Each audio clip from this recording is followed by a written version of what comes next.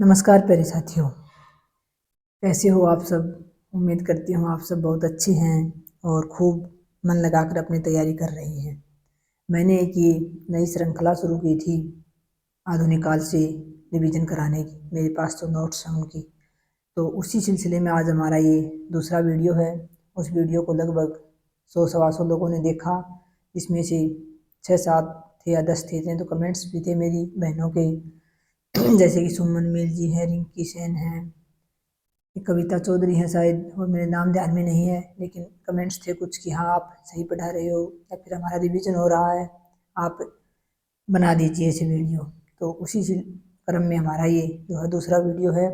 आज के इस वीडियो में हम पढ़ेंगे खड़ी बोली का गद्य, यानी खड़ी बोली। एक तो गद्य काल की शुरुआत हमने पहले वीडियो में हमने आधुनिक काल की का जिक्र किया था कि आधुनिक काल की समय सीमा क्या है, उसका अलग अलग भागों में जो उसको बांट रखा है, उसके नामकरण क्या है, किसने कब तक उसकी समय सीमा मानी है और क्यों मानी है, यानी आधुनिक काल की शुरुआत कहाँ से हुई थी, क्रांति काल क्या है, उसके बारे में हमने कल पढ़ा। आज के इस वीडियो में हम पढ़ेंगे खड़ी बोली का गद्य। तो खड़ी बोली क्या, जैसे कि आधुनिक काल से ही खड़ी जो गद्य है उसकी शुरुआत हुई थी, और ख़ास तौर से खड़ी बोली की भी आधुनिक काल से ही शुरुआत हुई थी। तो और जो आधुनिक काल है उसको हमारे जो महत्वपूर्ण विद्वान हैं शुक्ल जी, उन्होंने गद्य का आविर्भाव काल भी कहा था आधुनिक काल को ही। तो वहाँ जब खड़ी बोली की शुरुआत हुई तो 4 तो प्रमुख लेखक हैं, उसके अलावा 2 3 लेखक और हैं जिनका आधुनिक काल के शुरुआती चरण में बहुत महत्वपूर्ण योगदान था, और ख़ास तौर से खड़ी बोली के शुरुआत में या विकास में उनका महत्वपूर्ण योगदान था। तो आज का जो ये वीडियो है, ये मैं कुछ बहनों का कहना था कि लंबा वीडियो बनाइए, बहुत अधिक लंबा तो नहीं बना पाऊँगी बहनों, क्योंकि फिर इतना लंबा वीडियो जो है वो डाउनलोड नहीं होता है, क्योंकि यहाँ नेटवर्क की समस्या रहती है और इतना बड़ा वीडियो डाउनलोड नहीं होता। लेकिन फिर भी कोशिश करूँगी 10 से 15 मिनट का वीडियो बनाने की, और कोशिश ये भी करूँगी कि रोज़ाना एक वीडियो डालूँ। पहले आपका मैं आधुनिक काल का रिवीजन करवाऊंगी, उसके बाद अगर आप कहेंगे तो पीछे के जो काल हैं हमारे आदिकाल, भक्तिकाल, रीतिकाल, उनका हम रिवीजन कर लेंगे। लेकिन सबसे महत्वपूर्ण हमारा आधुनिक काल है। और कुछ बहनों ने जवाब भी दिया था कि भक्ति काल को जॉर्ज ग्रियर्सन जो है उन्होंने पहला स्वर्णकाल कहा था या स्वर्णकाल ही कहा था भक्ति काल को, तो वो जवाब भी बिल्कुल सही था। तो चलिए शुरुआत करते हैं खड़ी बोली गद्य की। देखिए, मध्यकाल में आम बोलचाल की हिंदी के साथ जब संस्कृत के शब्दों का अधिक प्रयोग किया जाने लगा तो वह भाषा खड़ी बोली कहलाई। यानी मध्यकाल तक तो ज़्यादातर संस्कृत शब्दों को बोला जाता था, उर्दू बोली जाती थी, लेकिन उसके बाद जब संस्कृत के साथ साथ जो बोलचाल की भाषा थी उसमें शब्दों का, संस्कृत के शब्दों का भी प्रयोग होने लगा साथ में, और जो बोलचाल की भाषा थी उन दोनों से मिलके ही ये खड़ी बोली कहलाई। वो खड़ी बोली का मुख्य क्षेत्र, यानी खड़ी बोली कहाँ कहाँ बोली जाती है, तो रामपुर, मुरादाबाद, मुजफ्फरपुर, बिजनौर, देहरादून, सहारनपुर, मेरठ, दिल्ली, हरियाणा व पंजाब का कुरुक्षेत्र माना जाता है। यानी प्रमुख क्षेत्र माने जाते हैं जो कुछ यूपी में है, पंजाब और हरियाणा का क्षेत्र है। ये क्षेत्र खासतौर से खड़ी बोली के मुख्य क्षेत्र माने जाते हैं। इसी के सिलसिले में एक सूत्र भी लिखा हुआ है यहाँ, रामो खड़ा विदेश में। तो यहाँ रा से तो राय रामपुर हो गया, मुँह से मुरादाबाद, और खड़ी बोली, खड़ा का मतलब खड़ी बोली का क्षेत्र, बी से बिजनौर, दे से देहरादून, और से सहारनपुर, और में से मेरठ। ये छोटा सा सूत्र लिख रखा है खड़ी बोली के जो प्रमुख क्षेत्र है। तो खड़ी बोली जो हिंदी भाषा का उद्भव और विकास वाला हमारा टॉपिक है उसमें भी आता है कि खड़ी बोली का क्षेत्र कौन सा है, तो वहाँ भी ये काम का है। उसके बाद आगे है, खड़ी बोली का प्रयोग करने वाला सर्वप्रथम प्रतिष्ठित कवि अमीर खुसरो था। यानी अमीर खुसरो, आप मुझे ये बताएं कि किस काल का कवि था। लेकिन सबसे पहले खड़ी बोली जो है उसका प्रयोग करने वाला कवि या खड़ी बोली का प्रथम कवि हमेशा अमीर खुसरो को ही माना जाता है। तो ये प्रश्न आपके लिए, आप बताएं कि अमीर खुसरो का समय क्या था, यानी हिंदी साहित्य के किस काल में इनको गिना जाता है। खड़ी बोली का प्रसार भी दक्षिण भारत से उत्तर भारत की ओर हुआ था। खड़ी बोली का प्रसार भी का मतलब यहाँ और क्या हुआ था, दक्षिण भारत से उत्तर भारत की ओर किसका प्रसार हुआ था। ये प्रश्न आपके लिए एक और छोड़ती हूँ, आप मुझे बताएं कि यहाँ भी लिखा है ना खड़ी बोली का प्रसार भी, तो यानी इसके अलावा कुछ और भी चीज़ हिंदी साहित्य के इतिहास में जिसका विस्तार जो है, प्रसार जो है दक्षिण से उत्तर भारत की ओर हुआ था। तो आप जरूर बताएं अगर आपको पता है तो। दक्षिण भारत में खड़ी बोली का प्रचार प्रसार करने वाले विद्वान मुल्ला वजही हैं। यानी दक्षिण भारत से उत्तर भारत की ओर हुआ था, तो दक्षिण भारत में खड़ी बोली का प्रचार प्रसार करने वाले जो प्रमुख विद्वान हैं वो मुल्ला वजही हैं। इनकी दो रचनाएं प्रमुख हैं, सबरस और कुतुब मुस्तरी। ये दो रचनाएं हैं इनकी, जो दक्षिण भारत के विद्वान हैं ये खड़ी बोली का प्रचार करने वाले, इनकी दो रचनाएं हैं, सबरस और कुतुब मुस्तरी।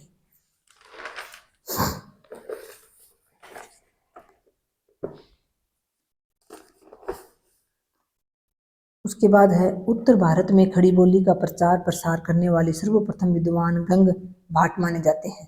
यानी गंग भाट जो है वो मुगल काल के जो अकबर थे उनके दरबार के कवि थे, तो उत्तर भारत में खड़ी बोली का सर्वप्रथम प्रचार प्रसार करने वाले विद्वान गंग भाट माने जाते हैं। ये प्रश्न बहुत महत्वपूर्ण है। आज का ये जो वीडियो है इसमें हमारा एक प्रश्न तो आता ही आता है हर हाल में, कई बार यहाँ से दो प्रश्न भी उठा लिए जाते हैं आरपीएससी के एग्जाम में, तो आप यहाँ इस वीडियो को खासतौर से 2 बार देखें, अच्छे से आपका रिविजन हो जाएगा। तो करने वाले सर्वप्रथम विद्वान गंग भाट हैं। इनकी रचना है चंद छंद वर्णन की महिमा, जो 1570 ईस्वी में लिखी गई थी। यानी गंग भाट सर्वप्रथम विद्वान हैं जिन्होंने उत्तर भारत में खड़ी बोली का प्रचार प्रसार किया, और उनकी रचना का नाम है चंद छंद वर्णन की महिमा। गंग भाट अकबर के दरबारी कवि थे। आचार्य शुक्ल के अनुसार शुद्ध एवं परिमार्जित खड़ी बोली की प्रथम रचना भाषा योग वशिष्ठ मानी जाती है, जिसके लेखक राम प्रसाद निरंजनी है। अगर शुक्ल जी का नाम लेके पूछ लिया जाए कि शुक्ल जी के अनुसार शुद्ध एवं परिमार्जित खड़ी बोली की प्रथम रचना या प्रथम कवि, तो फिर रचना भाषा योग वशिष्ठ हो जाएगी और लेखक राम प्रसाद निरंजनी हो जाएंगे। आचार्य शुक्ल के अनुसार शुद्ध एवं परिमार्जित खड़ी बोली की दूसरी रचना पद्म पुराण है, जिसके लेखक पंडित दौलत राम है। यानी सर्वप्रथम पूछ ली जाए, शुक्ल जी ने इन दोनों को माना है, लेकिन सर्वप्रथम भाषा योग वशिष्ठ को माना है और उसके बाद पद्म पुराण को माना है, शुक्ल का जिक्र आ जाए तो। और वैसे पूछा जाए तो गंग भाट प्रथम कवि हैं उत्तर भारत में खड़ी बोली का प्रयोग करने वाले, जिनकी रचना चंद छंद वर्णन की महिमा है। दौलत राम ने जैन आचार्य हरिसेन की पुस्तक पद्म पुराण का अनुवाद किया था। यानी जैन आचार्य थे, इनकी कोई रचना थी हरिसेन पुस्तक, उसका इन्होंने पद्म पुराण नाम से खड़ी बोली में अनुवाद किया था। आचार्य रामचंद्र शुक्ल आधुनिक खड़ी बोली हिंदी की प्रथम रचना श्रीधर पाठक द्वारा लिखित एकांतवासी योगी को मानते हैं। अब आप यहाँ कंफ्यूज भी हो सकते हैं कि सर्वप्रथम रचना भाषा योग वशिष्ठ मानी है, लेकिन यहाँ आप देखिए, थोड़ा सा ध्यान करें, आधुनिक नाम आ गया और यहाँ सिर्फ खड़ी बोली का नाम आया है कि आचार्य शुक्ल के अनुसार शुद्ध एवं परिमार्जित खड़ी बोली की प्रथम रचना भाषा योग वशिष्ठ है, लेकिन यहाँ आधुनिक नाम नहीं था। आधुनिक नाम आ जाए, आधुनिक खड़ी बोली हिंदी की प्रथम रचना श्रीधर पाठक द्वारा लिखित एकांतवासी योगी को मानते हैं। तो आप मुझे बताएं, श्रीधर पाठक जो आधुनिक काल के उपभाग किए गए हैं उसमें से किस काल के कवि थे? अगर आपको ध्यान में है, अगर आप लिख ना पाओ तो भी कम से कम आपको याद तो आ जाएगा कि श्रीधर पाठक किस काल के कवि थे। उसके बाद नोट लगा के लिखा, एकांतवासी योगी श्रीधर पाठक की मूल रचना ना होकर विलियम गोल्डस्मिथ की हर्मिट नामक उपन्यास का अनुवाद था। एकांतवासी योगी श्रीधर पाठक ने लिखी तो थी, लेकिन उनकी वो मूल रचना नहीं थी। उन्होंने जो विलियम गोल्डस्मिथ हैं अंग्रेजी लेखक, उनकी हर्मिट नामक रचना का उन्होंने उपन्यास था उनका, हर्मिट नामक उसका अनुवाद किया था, तो इनकी मूल रचना नहीं मानी जाती है। उसके बाद आता है साथियों फोर्ट विलियम कॉलेज कलकत्ता। यहाँ फोर्ट विलियम कॉलेज से जो है खड़ी बोली का प्रादुर्भाव हुआ था। यहाँ के जो विद्वान थे उन्होंने सर्वप्रथम खड़ी बोली का प्रयोग शुरू किया था। तो ये जो फोर्ट विलियम कॉलेज है कलकत्ता वाला, ये बहुत महत्वपूर्ण है। आधुनिक काल में खड़ी बोली का प्रचार प्रसार करने के लिए 4 मई 1800 ईस्वी में इस कॉलेज की स्थापना की। तो ये सन आपको विशेष तौर से याद रखना है कि फोर्ट विलियम कॉलेज की स्थापना कहाँ हुई थी और कब हुई थी। तो 4 मई 1800 ईस्वी में इस कॉलेज की स्थापना की गई थी। इसकी स्थापना तत्कालीन गवर्नर जनरल लॉर्ड वेलेजली के प्रयासों से की गई थी। यानी जो भारतीय भाषाएं थी उनका भी विकास और साथ साथ उसके लिए लॉर्ड वेलेजली उस समय के तत्कालीन गवर्नर थे, उनके प्रयासों से फोर्ट विलियम कॉलेज की स्थापना की गई थी। 18 अगस्त 1800 ईस्वी को इस कॉलेज का प्रथम प्राचार्य जॉन गिलक्राइस्ट को बनाया गया था। यानी फोर्ट विलियम कॉलेज हालांकि भारतीय भाषाओं के विकास के लिए, उद्धार के लिए बनाया गया था, लेकिन फिर भी उसका जो प्राचार्य है वो अंग्रेजी बनाए गए थे। जॉन गिलक्राइस्ट को प्रथम प्राचार्य बनाया गया था। गिलक्राइस्ट अंग्रेज सरकार के प्रतिनिधि होने पर भी हिंदी भाषा के विकास में महत्वपूर्ण योगदान देते हैं। यानी क्योंकि हिंदी भाषा के विकास के लिए विशेष तौर से इस कॉलेज की स्थापना हुई थी। तो अंग्रेज थे, लेकिन फिर भी हिंदी भाषा के विकास में उन्होंने महत्वपूर्ण योगदान दिया। गिलक्राइस्ट ने ही लल्लू लाल व सदल मिश्र को फोर्ट विलियम कॉलेज में भाषा मुंशी के पद पर नियुक्त किया था। यानी बादशाह को उस समय बाखा कहा जाता था, बाखा मुंशी। तो ये प्रश्न भी अक्सर 2020 वाले पेपर में आया था या 16 वाले में था, फर्स्ट ग्रेड में पूछा गया था कि जो फोर्ट विलियम कॉलेज है उससे किन दो विद्वानों का, क्योंकि 4 विद्वान माने जाते हैं आधुनिक खड़ी बोली हिंदी के गद्य के प्रमुख 4 विद्वान शुरुआती माने जाते हैं, तो उसमें से किन दो का संबंध फोर्ट विलियम कॉलेज से था या नहीं था, ऐसे प्रश्न पूछा गया था। तो ध्यान रखिए, मैंने तो ऐसे याद किया था कि जो छोटा नाम है लल्लू लाल व सदल मिश्र, इन दो जो है फोर्ट विलियम कॉलेज में बाखा मुंशी के रूप में इनको नियुक्त किया गया था।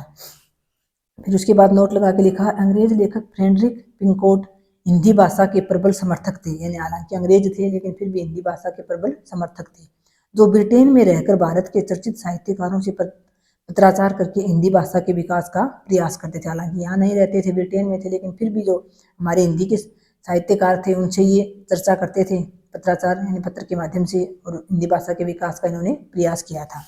फ्रेडरिक पिंकार्ट ने 2 पुस्तकों की रचना की थी, बाल दीपक और दूसरी है विक्टोरिया चरित्र।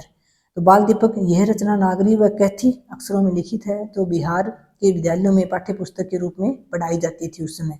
और विक्टोरिया ये रचना मुहावरेदार शैली में लिखी गई है, लेकिन ये बाल दीपक और विक्टोरिया चरित्र फ्रेडरिक पिंकार्ट जो है इनकी रचनाएं हैं।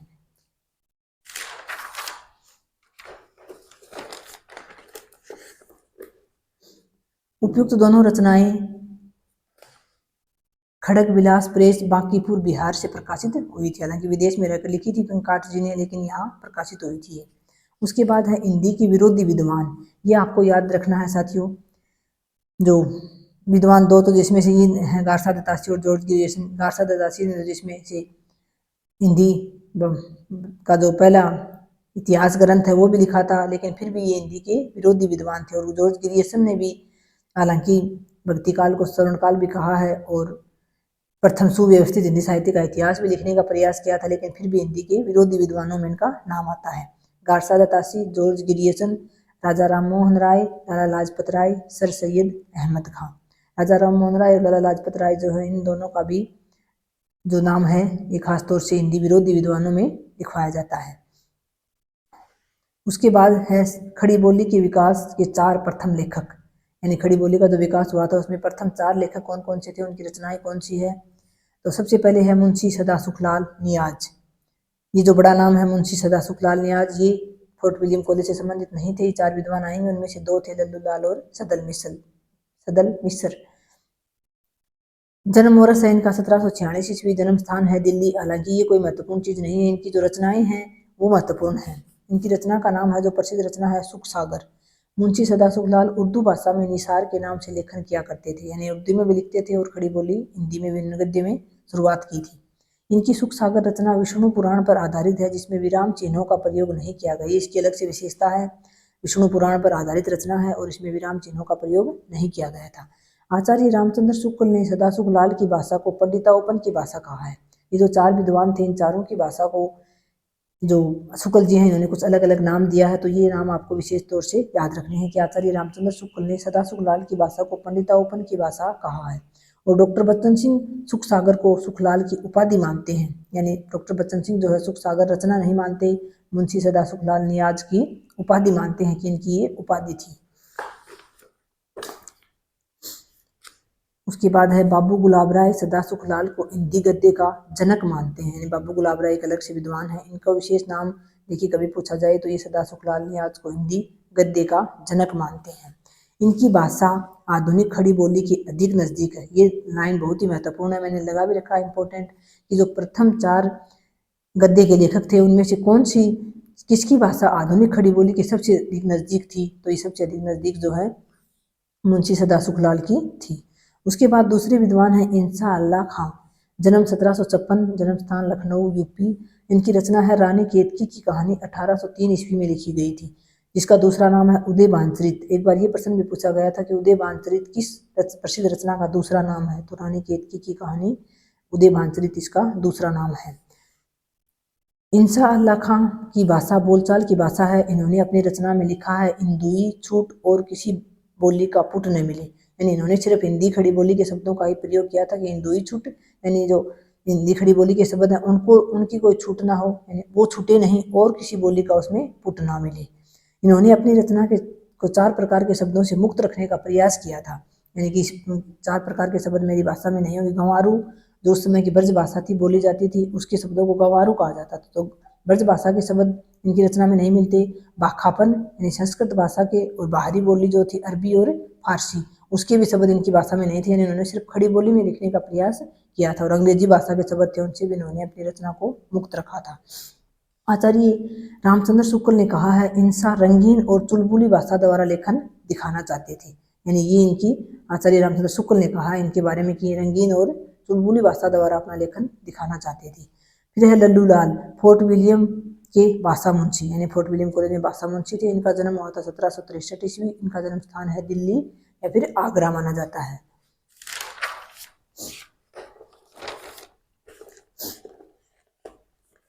उसके बाद देखिए ऊपर मैंने एक जैसी रचनाएं लिख रखी हैं। शकुंतला नाटक है नेवाज कवि का, और शकुंतला नाम से रचना लल्लूलाल ने भी की थी, इन्होंने भी अनुवाद किया था उसका। और राजा लक्ष्मण सिंह ने भी शकुंतला नाटक के नाम से रचना लिखी थी। तो तीन एक ही नाम की 3 लेखकों की अलग अलग रचनाएं मिलती हैं। उसके बाद हम देख रहे हैं लल्लूलाल की रचनाएं। तो प्रेम सागर जो है ये इनकी सबसे महत्वपूर्ण रचना है। उसके बाद सिंहासन 32वीं भी महत्वपूर्ण रचना मानी जाती है। बैताल 25वीं ब्रज भाषा व्याकरण, ये रचना भी बहुत महत्वपूर्ण है। इनकी ब्रज भाषा का व्याकरण इन्होंने लिखा था लल्लूलाल ने। शकुंतला नाटक और लाल चंद्रिका ये इनकी महत्वपूर्ण रचनाएं हैं। खासतौर से प्रेम सागर, सिंहासन 32 और जन ब्रज भाषा व्याकरण ये रचना अति महत्वपूर्ण है इनकी।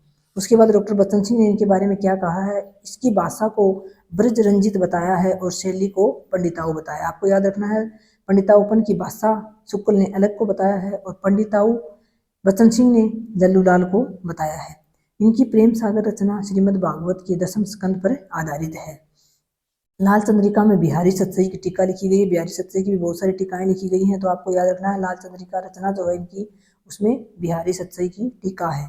इनकी एकमात्र प्रामाणिक रचना ब्रज भाषा व्याकरण मानी जाती है। प्रामाणिक की बात आ जाए तो ब्रज भाषा व्याकरण इनकी प्रामाणिक रचना मानी जाती है। लल्लूलाल ने आगरा में संस्कृत प्रेस स्थापित किया था, यानी संस्कृत की जो छापने का छापाखाना है प्रेस वो स्थापित किया था। उसके बाद चौथे हमारे आधुनिक काल की प्रमुख विद्वान है सदल मिश्र, फोर्ट विलियम कॉलेज की ये भी भाखा मुंशी थे। इनकी प्रमुख रचनाएं हैं, इनका जन्म 1768 ईस्वी में हुआ था, जन्म स्थान है आरा बिहार। इनकी प्रमुख रचनाएं हैं नासिकेतोपाख्यान जो 1803 में लिखी गई और रामचरित। इनकी नासिकेतोपाख्यान को चंद्रावती के नाम से भी जाना जाता है। जिस प्रकार से रानी केतकी की कहानी का दूसरा नाम उदयभान चरित था, वैसे ही नासिकेतोपाख्यान रचना का दूसरा नाम चंद्रावती है। इस रचना में प्रेम तत्व का निरूपण किया गया है। इनके रामचरित को 7 कांडों में विभाजित किया गया। 2 ही रचनाएं हैं इनकी प्रमुख, तो रामचरित को 7 कांडों में विभाजित किया गया है। इनका मैंने ऐसे सूत्र बना रखा है MILS, मुंशी इंसा लल्लू सदल मिश्र, यानी M से मुंशी इंशाअल्लाह खां, I से मुंशी सदा सुखलाल और I से इंशाअल्लाह खां, L से लल्लूलाल और S से सदल मिश्र। ये मैंने सूत्र बनाया था ऐसे याद करने के लिए। ये हमारे 4 आधुनिक जो हैं खड़ी बोली हिंदी गद्य के प्रमुख लेखक हो गए। इसी के बाद अगली वीडियो में हम हिंदी के कुछ 2-3 अन्य लेखक हैं उनके बारे में पढ़ेंगे।